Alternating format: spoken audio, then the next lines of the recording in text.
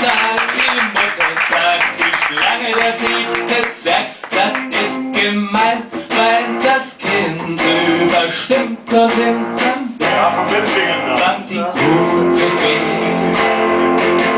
Selig sind die Ahnungslosen, seh schon, selig sind die Ahnungslosen, selig sind die Ahnungslosen, selig sind die Ahnungslosen.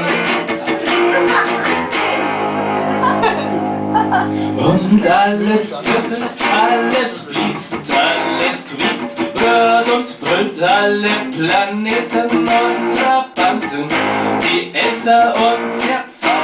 Alles zwitschert und raucht, bis die Schöpfung lacht. Selig sind die Ahnungslosen, selig sind die Ahnungslosen, selig sind die Ahnungslosen, selig sind die Ahnungslosen.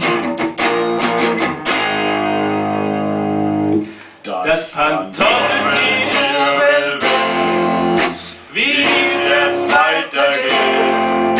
Der Wurm nimmt einen Biss, er weiß es ganz konkret.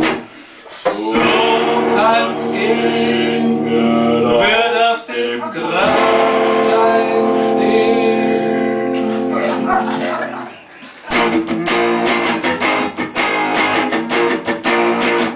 Ist ein Apfel, sagt die Mutter, sagt die Schlange, der 7. Zwerg, das ist gemein, weil das Kind überstimmt und hinterm Berg singt der Buckelwal. Buckelwal! Selig sind die Ahnungslosen, selig sind die Ahnungslosen, selig sind die Ahnungslosen, selig sind die Ahnungslosen. Alle Ahnungslosen bitte mitsingen.